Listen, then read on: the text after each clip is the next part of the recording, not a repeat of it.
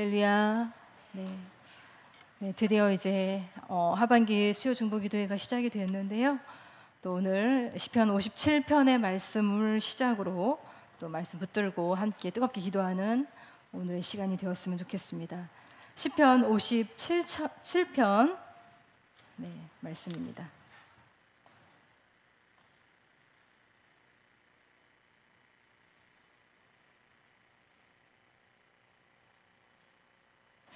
(57편) 함께 합독하시도록 하겠습니다. 하나님이여 내게 다시 시작. 하나님이여 내게 은혜를 베푸소서. 내게 은혜를 베푸소서. 내 영혼이 주께로 피하되 주의 날개 그늘 아래에서 이 재앙들이 지나기까지 피하리이다. 내가 지존하신 하나님께 부르짖음이여 곧 나를 위하여 모든 것을 이루시는 하나님께로다. 그가 하늘에서 보내사 나를 삼키려는 자의 비방에서 나를 구원하실지라. 하나님이 그의 인자와 진리를 보내시리로다. 내 영혼이 사자들 가운데서 살며 내가 불사르는 자들 중에 누웠으니 곧 사람의 아들들 중에라. 그들의 이는 창과 화살이요 그들의 혀는 날카로운 칼 같도다.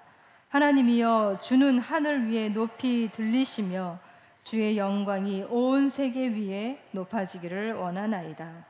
그들이 내 걸음을 막으려고 그물을 준비하였으니 내 영혼이 억울하도다. 그들이 내 앞에 웅덩이를 팠으나 자기들이 그 중에 빠졌도다. 하나님이여 내 마음이 확정되었고 내 마음이 확정되었사오니 내가 노래하고 내가 찬송하리이다. 내 영광아 깰지어다. 비파야 수금아 깰지어다. 내가 새벽을 깨우리로다. 주여 내가 만민 중에서 주께 감사하오며 문 나라 중에서 주를 찬송하리이다. 무릇 주의 인자는 커서 하늘에 미치고 주의 진리는 궁창에 이르나이다. 하나님이여 주는 하늘 위에 높이 들리시며 주의 영광이 온 세계 위에 높아지기를 원하나이다. 아멘.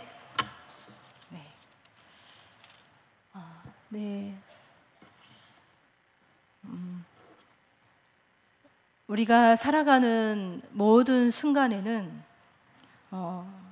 각자의 때가 있는 것 같습니다. 때. 전도서 3장에 보시면 날 때가 있고 죽을 때가 있고 심을 때가 있고 심은 것을 뽑을 때가 있고 헐 때가 있고 세울 때가 있고 또 울 때가 있고 또 웃을 때가 있다. 그렇게 말하고 있는데 여러분 지금 우리는 어떠한 때를 보내고 있습니까? 바로 기도할 때, 수요 중보 기도회를 다시 시작해야 할 때, 그리고 공동체적으로 우리가 함께 간절히 기도해야 할 그 때를 우리가 지금 맞닥뜨리고 있습니다. 어떤 분이 이제 수요 중보 기도회를 시작한다고 하니까 하나님이 어떤 큰 선물을 주실지 너무 기대가 된다는 그런 말씀을 하시더라고요. 여러분은 어떤 기대를 가지고 이 자리에 나오셨나요? 하나님의 선물을 기대하는 자에게 기도의 은사가 임하고 기도의 능력이 임하고 기도의 역사가 임하게 될 줄로 믿습니다. 여러분 모두 다 이번 수요 중보 기도회를 통해서 하나님의 은혜를 기대하시고 하나님의 선물을 받을 준비를 하시길 바랍니다. 아멘.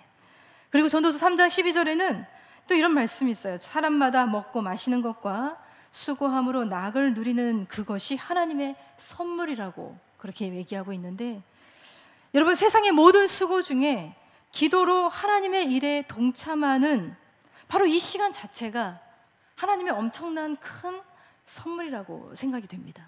여러분 이미 그 선물을 받아 누리고 계십니다. 우리 옆에 계신 분에게 당신도 선물을 받은 자입니다. 이렇게 축복해 주실까요? 선물을 받고 있습니다. 이 시간 자체가 하나님의 선물이에요. 그래서 기도하시는 여러분 모두에게 하나님의 선물이 임해서 또 기도의 능력, 기도의 은사, 그리고 기도의 충만한 경험들이 가득하기를 소망합니다. 흔히 이런 말이 있어요. 사람은 마음 먹기에 달렸다. 마음 먹기에 달렸다. 이 말은 아마도 주어진 현실보다 마음가짐이 훨씬 더 큰 힘을 가지고 있다는 그러한 말로 이해할 수가 있는데, 여러분 지금 어떤 마음을 먹고 계십니까? 어떠한 사람이 이제 다이어트를 결심을 한 직원이 있었는데요. 그 직원이 회사에서 이제 회식의 날이 되어서 회식집에 갔는데 이제 삼겹살 집이었어요.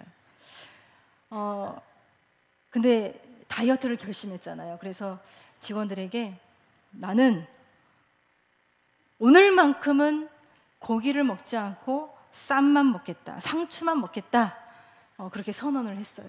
그런데 뭐 이제 지글지글 이제 고기가 구워가는 그 소리도 너무 맛스럽게 들리기도 하고 너무 이제 맛있을 것 같은 거예요. 그러나 이제 직원들이 오늘 이제 다이어트를 하겠다고 상추만 먹겠다고 결심했으니까 상추만 먹겠지라고 생각하고 열심히 본인들의 음식을 먹고 있다가 30분 후에 그 친구들을 딱 보니까 뭘 하고 있어요? 네, 상추로 쌈을 먹고 있는 것이 아니라 고기로 쌈을 먹고 있는 모습을 발견했습니다. 그래서 아니 다이어트를 결심했는데 이게 뭐냐 이렇게 물어봤더니 그 친구가 사람은 마음 먹기에 달려 있잖아. 네, 그래서 오늘은 먹기로 다짐했다고. 무슨 말인지 아시겠죠? 네, 마음 먹기, 네, 먹기로 다짐하는 게 굉장히 중요한데, 네, 고기를 먹기로 다짐하면 안 되겠죠. 다이어트 하는 사람은. 네. 근데 오늘 57편의 말씀에 보시면 7절에 시인은 이렇게 또 마음을 먹고 있습니다. 우리 7절의 말씀을 함께 읽어보도록 하겠습니다. 7절입니다. 시작. 하나님이여 내 마음이 확정되었고 내 마음이 확정되었사오니 내가 노래하고 내가 찬송하리이다. 아멘. 네, 여기 시인은 노래하기로 마음 먹었고 찬송하기로 마음을 먹고 있습니다. 나콘 리삐, 내 마음이 확정되었고 라는 말을 히브리어로 나콘 리삐라고 하는데, 나콘 리삐, 나콘 리삐, 내 마음이 확정되었고 내 마음이 확정되었사오니 라는 히브리적 이 표현에는 사실 단순한 어떤 결심, 마음 먹는 것 그 이상의 표현이 사실은 그 구절 속에 담겨져 있습니다. 내 마음이 확정되었고 라는 이 말이 한 번으로 끝나지 않고 한 번 더 고백이 되는데 그 사이에 엘로힘이라고 하는 전능하신 하나님의 그 단어가 삽입이 되어 있어요. 그래서 시인의 마음이 오직 하나님의 전능하신 능력과 그 거룩하심의 터 위에 확고부동하게 그의 결심이 서 있다라는 것을 이제 보여주고 있습니다. 시인의 마음이 그렇다는 거예요. 하나님의 전능하신 능력, 거룩하심의 터 위에 확고부동하게 서 있어요. 그런데 여러분, 노래하기 좀 괜찮은 상황, 그리고 찬양하기 좀 수월한 상황 속에서 그렇게 작정하는 것은 어려운 일이 아니죠. 네, 어려운 일이 아닙니다. 그런데 여기 시인 다윗이 처한 상황은 그렇게 좋은 상황은 아니었어요. 시편 57편의 이 표제에는 이런 문구가 써 있습니다.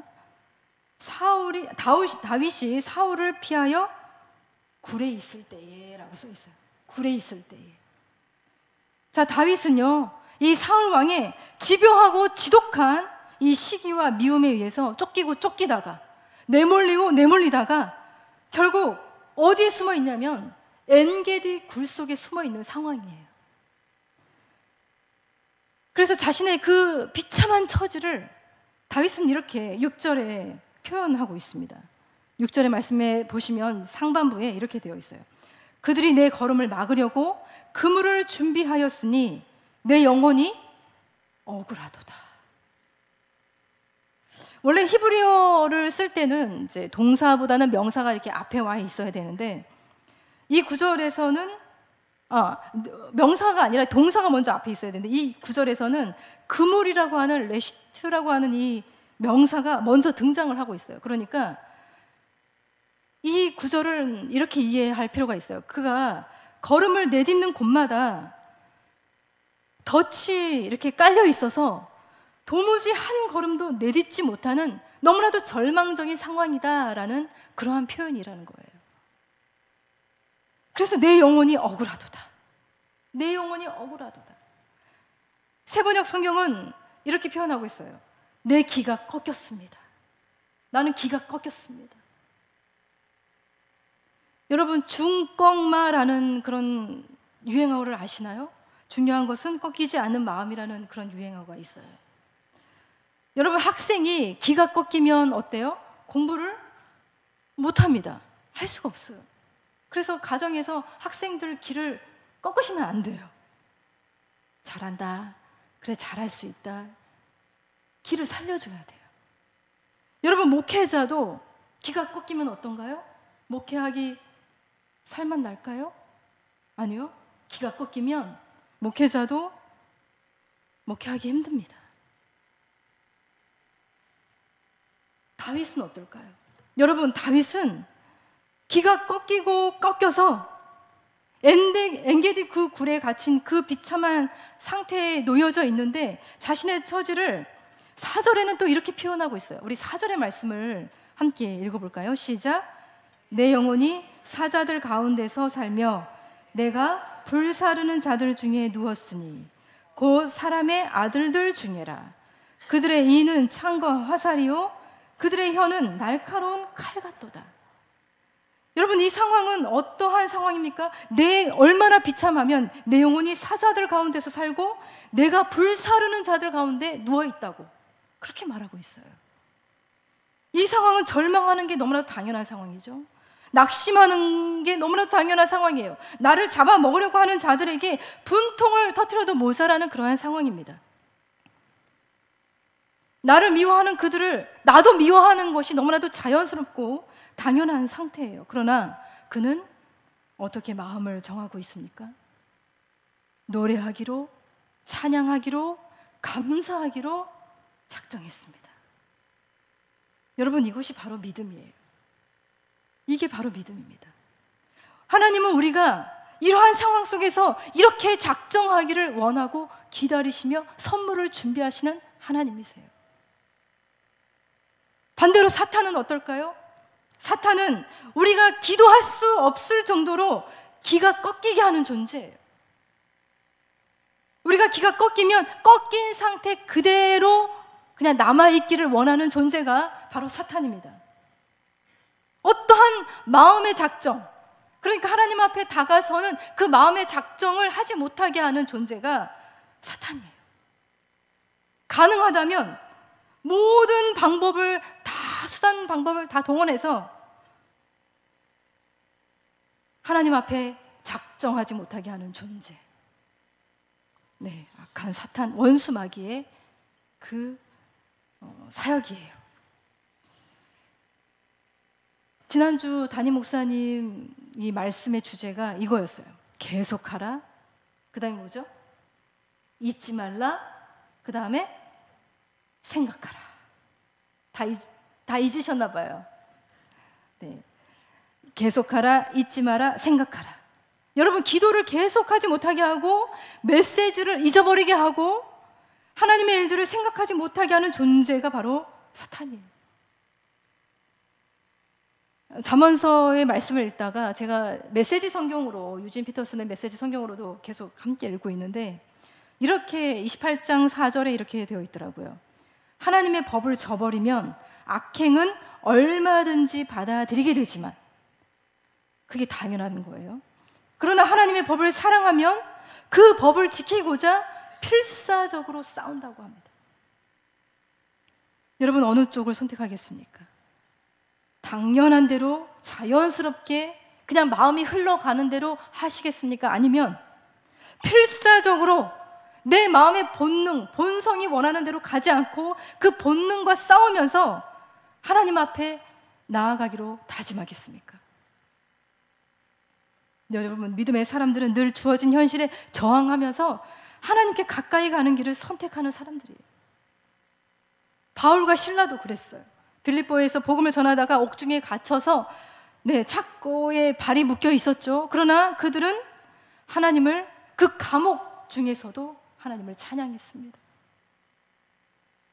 사도 바울은 엄청나게 많은 핍박과 공격을 받았는데, 특히 이제 고린도 교회 같은 경우, 오늘 새벽에도 담임 목사님이 말씀하셨어요.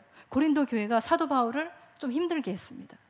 사도 바울은 편지에는 좀 강한데 말로 할 때는 좀 힘이 약하다, 말을 잘 못한다, 그렇게 핀잔을 주고 비방을 했습니다. 그래서 사도 바울이 고린도 교회에 잠시 머물렀을 때 이렇게 말합니다. 내가 너희 가운데 거할 때에 약하고 두려워하고 심히 떨었노라. 여러분, 사도 바울도 약하고 두려워하고 심히 떨 만큼 교회 공동체가 무서웠어요. 그러나 그는 그러한 마음에 자신이 휘둘리지 않기로 작정하고 먼저 이렇게 말했습니다. 내가 너희 중에서 예수 그리스도와 그가 십자가에 못 박히신 것 외에는 아무것도 알지 아니하기로 작정하였습니다. 두렵고 떨리는 모든 상황 속에서도 오직 그리스도의 십자가만을 붙잡기로 그는 작정한 거예요. 여러분, 모든 상황 속에서 여러분은 십자가를 붙잡기로 작정하고 있습니까? 십자가를 붙잡으시기 바랍니다. 우리 예수님은 또 어떻게 작정하셨나요? 우리를 살리고 구원하시기 위해서 십자가에 죽기로 작정하셨어요. 그 마음을 포기하지 않았고 버리지 않으셨어요. 그런데 여기 57편에서 우리가 놓치지 말아야 할 굉장히 중요한 사실이 있는데, 이 57편의 시인 다윗은 7절에 이르러서야 마음이 확정된 것이 아니에요. 그는 이미 1절부터, 처음 시작할 때부터 확고하게 마음을 작정하고 있었습니다. 우리 1절의 말씀을 함께 읽어보겠습니다. 시작. 하나님이여 내게 은혜를 베푸소서. 내게 은혜를 베푸소서. 내 영혼이 주께로 피하되 주의 날개 그늘 아래에서 이 재앙들이 지나기까지 피하리이다. 아멘. 자신이 당하고 있는 재앙을 피하기 위해서 주님의 그늘 아래 머물기로 작정했고, 또 2절의 말씀에 보시면 지존하신 하나님께 부르짖기로 작정한 거예요. 주님의 품으로 달려오기로 작정하고 또 부르짖기로 작정하신 우리 기도자 여러분들을 축복합니다. 여러분, 그렇게 여러분이 마음 먹을 수 있었던 이유는 어디에 있나요? 이 시인 다윗이 어떻게 그 마음을 가질 수 있었을까요? 그건 그의 마음이 굉장히 강하고 단단했기 때문이 아닙니다. 오히려 그의 마음은 산산이 부서지고 녹아져 있었을 거예요. 그가 이러한 마음을 정할 수 있었던 건 오로지 하나님 때문이었어요. 하나님이 이유였어요. 하나님 때문에 포기하지 않았고, 하나님 때문에 자신의 마음이 가는 대로, 늘 하던 대로, 많은 사람들이 선택하는 대로 결정하지 않은 거예요. 그가 믿는 하나님은 어떤 하나님이신가요? 우리 2절의 말씀 보시면 이렇게 되어 있습니다. 우리 함께 읽어볼까요? 시작. 내가 지존하신 하나님께 부르짖으며 곧 나를 위하여 모든 것을 이루시는 하나님께로다. 자, 3절의 말씀도 함께 읽겠습니다. 시작. 그가 하늘에서 보내사 나를 삼키려는 자의 비방에서 나를 구원하실지라. 하나님이 그의 인자와 진리를 보내시리로다. 아멘. 네, 다윗이 믿는 하나님은 나를 위하여 모든 것을 이루시는 하나님인 거예요. 여러분이 믿는 하나님은 어떤 하나님이십니까? 여러분을 위하여 모든 것을 이루시는 하나님이신 줄 믿습니까? 믿으시기 바랍니다. 하늘에서 인자와 진리를 보내셔서 우리를 건져내시는 하나님이라고 말하고 있어요. 여러분, 결국에 우리가 결정하고 우리가 선택하는 것은요, 우리가 믿는 믿음의 내용, 하나님에 대한 우리의 믿음, 거기에 달려있는 거예요. 하나님에 대한 신앙이 우리의 모든 상황 가운데서 아주 크고 작은 결정과 선택을 한다는 거예요. 우리가 다윗이 믿는 그 하나님, 나를 위하여 모든 것을 이루시는 하나님, 하늘에서 인자와 진리를 보내셔서 건져내시는 그 하나님을 우리가 함께 믿는다면, 우리는 그 하나님 때문에 이 시인처럼 노래하고 또 찬송하기로 작정할 수 있게 되는 거예요. 상황이 복잡하면 복잡할수록, 또 마음이 혼란스러우면 또 혼란스러울수록 여러분 더욱 기도하시기로 작정하시기 바랍니다. 네, 여기 보시고 그냥 저에게 집중하시고, 네, 다시 한번 여쭤볼게요. 마음이 혼란스러울수록, 어려울수록 기도하시기로 작정하시기 바랍니다. 네, 더욱더 하나님의 그늘 아래로 달려가시길 바라고, 부르짖기로 다짐하고 하나님을 기뻐하기로 다짐하고 찬양하기로 다짐하시길 바랍니다. 그럴 때 기도의 능력이 찾아오게 됩니다. 여러분, 바로 그럴 때 기도의 은사가 임하게 되는 거예요. 하나님이 은사를 주시려고 하시는데 좀 기도하는가 싶더니 조금만 힘들면, 상황이 조금 어려우면 기도 포기하시잖아요. 기도 중단하시잖아요. 그러니까 능력이 오다가도 사라지는 거예요. 여러분, 그 능력을, 그 은사를 여러분 온전히 누리시길 바랍니다. 그러나 이 시편 말씀 보시면 57편의 말씀 중에 가장 놀라운 구절은 5절과 11절의 말씀이에요. 우리 한번 같이 읽어보겠습니다. 시작. 하나님이여, 주는 하늘 위에 높이 들리시며 주의 영광이 온 땅에서 높이 들리기를 원하나이다. 아멘. 시인을 향한 이 폭력과 이 고통이 난무하는 그 한복판에 이 4절과 6절의 말씀 그 중간에 바로 이 구절이 있는 거예요. 마지막 구절도 이렇게 되어 있습니다. 여러분, 그의 기도는요, 고통 가운데서 독수리처럼 하나님과 함께 하늘 높이 날아다니고 있어요.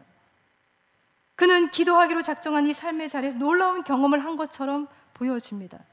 나의 왕국, 나의 세상이 다 무너져도 결국 하나님의 나라와 하나님의 왕국이 온 땅에 가득하기를 간절히 바라는 그 비전이 이 속에서 울려 퍼지고 있어요. 그는 더 이상 자신의 상황에 갇혀있는 사람이 아닙니다. 하나님의 진리와 사랑이 펼쳐지는 더 넓은 세상, 하나님의 나라를 그는 꿈꾸고 있는 것입니다. 우리도 그렇게 되기를 소망합니다.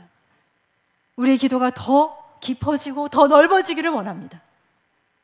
기도 속에서 하나님을 기뻐하고 찬양하고 감사하기로 마음 먹으면서 또 그 자리를 계속해서 지켜나갈 때 우리를 통하여 모든 것을 이루어 주시는 그 하나님을 여러분 만나시고, 인자와 진리이신 우리 주님의 임재 속에 하나님의 충만한 선물을 누리시기를 축복합니다.